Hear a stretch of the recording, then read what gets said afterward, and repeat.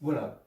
Quand on parle d'application, on s'intéresse aux bijections et pour diviser la notion de bijection, hein, parce que la bijection c'est ce qui nous donne des correspondances, c'est ce qui nous permet de résoudre un certain nombre de problèmes. Par exemple, on a dénombré grâce à des bijections.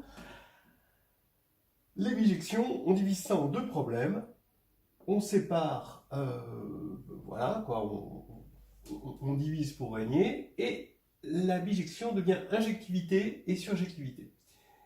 Alors, l'injectivité, qu'est-ce que c'est? L'injectivité, c'est l'interdiction d'avoir cette situation-là. C'est-à-dire que deux éléments différents s'envoient sur le même élément. Par contraposé, d'accord, ça veut dire que si deux éléments, les deux images sont égales, alors c'est que les deux éléments, au départ, étaient égaux. C'est plus agréable sous cette forme-là à écrire, parce que x égale x différent de x' implique f de x différent de f de x', c'est quand même pas très pratique à calculer avec des différents, on a plus l'habitude de calculer avec des équations, mais c'est plus joli à voir sur un dessin dans le sens, dans le sens contraposé à ce sens-là. Voilà. La surjectivité, en revanche, c'est l'interdiction d'être dans ce schéma-là, d'accord? C'est-à-dire où lui, il est laissé tout seul, il est laissé sans être image de quelqu'un. C'est-à-dire que, quel que soit y, il faut absolument qu'il existe x dans E, alors j'ai pris f de E dans f, hein, tel que f de x égale y. Voilà. Bon, injectivité plus surjectivité donne bijectivité et donne le bonheur de tous les mathématiciens. Donc maintenant, il nous faut un appareil, un outil à mesurer l'injectivité et un outil à mesurer la surjectivité. Alors, dans les applications tout court, pas linéaires, dans le monde ensembliste, je vous conseille quand même de regarder toute la partie ensembliste de structure quotient, des vidéos que j'ai faites sur structure quotient, et vous allez voir qu'il y a un certain ensemble de classes d'équivalence qui est important là-dedans, et qu'il ne faut pas oublier quand on spécialise l'injectivité au domaine linéaire. Alors, on disait qu'on avait un outil pour mesurer l'injectivité. Cet outil, il est purement géométrique. Pour l'instant, on a un noyau ici, et ce qu'on appelle le noyau, c'est l'ensemble des x de E, tel que f de x égale 0, d'accord? Voilà. Et pour la surjectivité, c'est im f, c'est l'ensemble des y, tel que il existe x, tel que f de x égale y. Voilà. Alors, cette image, bon, c'est ce qu'on appelle aussi dans la théorie des ensembles l'image directe de E, mais dans la théorie de l'algèbre linéaire, on l'appelle imf. Bon, je ne sais pas trop pourquoi, mais bon, c'est l'image et le noyau, c'est pour pouvoir, je pense que c'est par dualité, pour avoir des notations qui se ressemblent, et alors qu'il n'y a pas de dualité dans les ensembles. Et ici, c'est facile hein, de voir que ça fait appel à une relation d'équivalence qu'il y avait dans la théorie des ensembles, c'est-à-dire que quand on a une application f de E dans f, eh ben, on peut définir une relation d'équivalence, c'est x est en relation avec x', s'ils ont la même image par petit f. Et en fait, c'est cette relation d'équivalence hein, qui mesure en gros l'injectivité. Et vous pouvez remarquer hein, que, donc vous vérifiez évidemment que c'est une relation d'équivalence. Mais dans le monde linéaire, eh ben, le fait d'avoir f de x égale f de x', ça veut dire que f de x moins f de x' égale 0. Donc f de x moins x' égale 0. Et donc x moins x' appartient au noyau par définition. Donc ici, que devient cette relation d'équivalence, d'accord, qui était valable pour les applications quelconques? Ben, ça devient x moins x' appartient à ker f. D'accord? C'est ça la condition pour que x et x' aient la même image. Et donc, bon, pour ceux qui connaissent le quotient, pour l'instant, mais bon, je l'annonce quand même, ça veut dire que quand on va quotienter modulo ker f, donc on va annuler ker f en quelque sorte, et ben on va avoir les mêmes éléments, x bar égale x' bar. Bon, ça c'est un petit aparté, si vous ne l'avez pas compris, c'est pas grave. Mais ce qu'il va falloir comprendre maintenant, c'est ker f est un sous-espace vectoriel de E. Bon, ça c'est pas difficile de voir que si x et x' sont dans ker f, alors toute combinaison linéaire va être aussi dans ker f par linéarité de f. C'est aussi très facile de voir que c'est non vide parce que le vecteur nul est dedans. Pareil, im f maintenant est un sous-espace vectoriel mais de grand f, hein, de l'image, toujours par linéarité, parce qu'à partir du moment où on a un élément qui est dans l'image, y1 il a un antécédent x1, y2 a un antécédent x2, bah, toute combinaison linéaire de y1 et y2 on peut en trouver un antécédent avec la même combinaison linéaire de x1 et x2. C'est par linéarité de f, et puis il est non vide parce que le vecteur nul, il est toujours dedans, vu que f de 0, c'est 0. Voilà, donc on a des objets géométriques, et maintenant, c'est ce que j'ai annoncé, ils mesurent respectivement l'injectivité et la surjectivité, parce que injectif, ça revient à dire que le noyau est nul, d'après ce qu'on a dit ici, d'accord?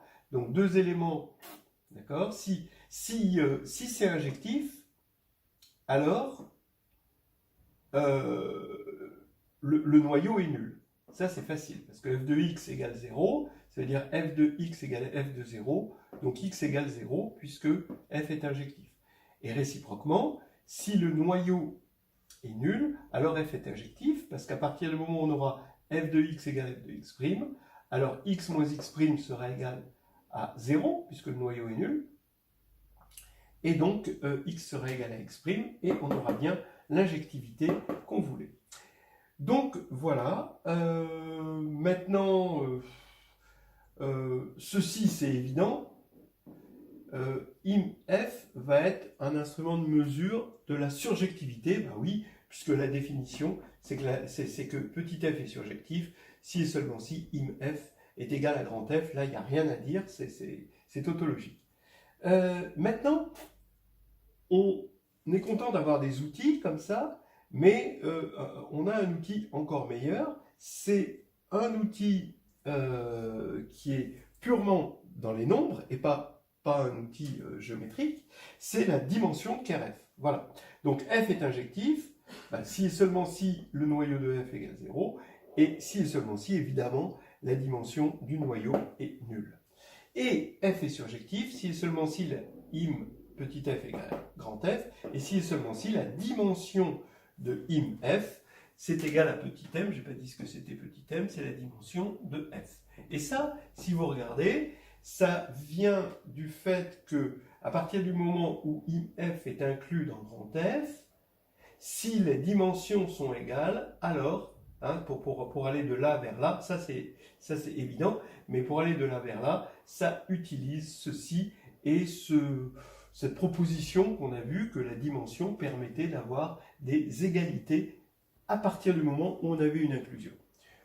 Voilà donc déjà un premier aperçu de ce qu'on peut faire, comment on peut mesurer l'injectivité et la surjectivité.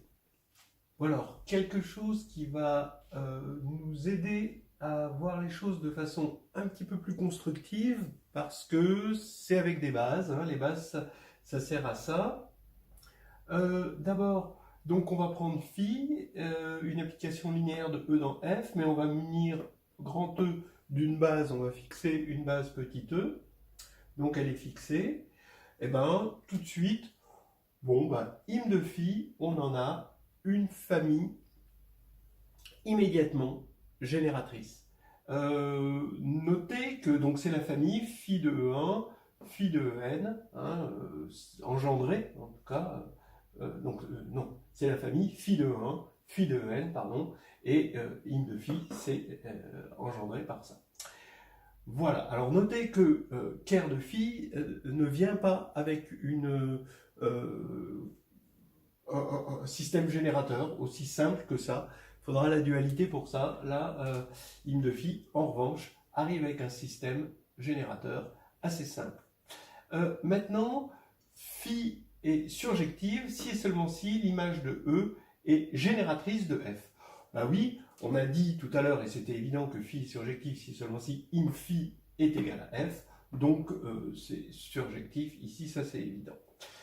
Maintenant, ça donne une idée par dualité de dire bah, phi est injectif si et seulement si l'image de E est libre maintenant dans f. Et ça va être vrai. Alors, prouvons un petit peu ça. Donc, le 2, il découle directement du 1, c'est ce que je disais.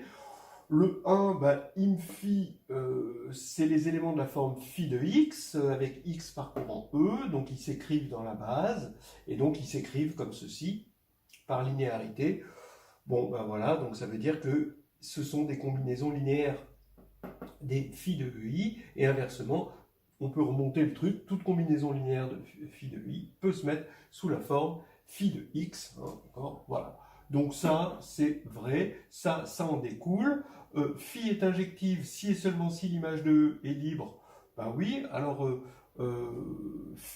donc on va regarder, l'image de E est libre, comment on fait? Donc on suppose que phi est injective, et on va regarder les combinaisons linéaires des phi de EI. D'accord, si et seulement si l'image de E, hein, donc l'image de E, c'est les phi de EI. Hein. Donc, et on regarde si ça, c'est une famille libre. Donc je regarde une combinaison nulle, bah, ça veut dire par linéarité que phi de ça, de la combinaison des EI est nulle, donc que la combinaison des EI est dans ker de phi. Et là maintenant, on voit bien que si ker de phi est nul, alors comme EI est libre, ça voudra bien dire que les lambda i sont tous nuls, donc on aura l'image de E sera libre, et réciproquement, ou par la contraposée de la réciproque, si ker de phi est différent de 0, alors on aura des lambda i non nuls, et forcément il y aura une combinaison linéaire non triviale qui donnera 0. Voilà, donc on a prouvé 1 et 3. Regardez par exemple un exemple pratique. On vous demande de trouver un système générateur de l'image de cette application linéaire. Regardez, c'est bien une application linéaire. Si vous voulez, elle est de R2 dans R3, mais vous pouvez prendre de K2 dans K3, hein, c'est à vous, c'est à votre imagination. Et ici, on vous demande l'image. Donc l'image, vous avez besoin d'un système générateur. Eh bien, on va prendre la base canonique de R2, E1, E2, et on va regarder juste l'image de la base canonique. Donc E1, ça veut dire que x égale 1 et y égale 0. Donc E1, phi de E1, ça va être égal à 1 moins 1, 0. Et phi de 2, donc ça va être 2, 1, moins 3. Voilà, donc on a tout de suite un système de générateur, d'après le 1, de im de phi. Donc ça va engendrer im de phi. J'en profite pour faire l'autre exercice, qui a moins rapport avec ce théorème, mais quand même, il est important, parce qu'il faut parler du noyau. Bon, voilà, j'en profite pour parler du noyau. Je veux montrer que l'ensemble des x, y, z, tels que 2x plus y moins z égale 0 et y plus 2z égale 0, est un sous-espace vectoriel de R3. Bon, c'est pas un exercice qu'on vous, a priori, qu'on vous demanderait, quoi. Ça, c'est plutôt début de sup. Eh bien, regardez la tendance qu'ont les candidats pour traiter ce problème-là, C'est de dire, bah, sous espace vectoriel, on va faire une combinaison linéaire d'un truc d'un x1, y1, z1, x2, y2, z2 qui vérifie ça, et on fait des calculs, bon voilà, et à la fin d'une page de calcul, on a montré que c'était un sous-espace vectoriel. Bon, alors les correcteurs attendent peut-être des fois des choses un peu plus directes. Et ben, vous regardez l'application qui a x, y, z, bah, va donner ces deux trucs-là, hein, voilà, hein, 2x plus y moins z, y plus 5z, voilà, hein, ça va de R3 dans R2, si on est sur un corps quelconque de K3 dans K2, et en fait, elle est bien linéaire, parce qu'elle est homogène de degré 1, voilà, toutes les applications coordonnées les deux applications coordonnées sont des polynômes homogènes de degré 1 dans les trois variables, et donc c'est le noyau, d'une application linéaire, point barre.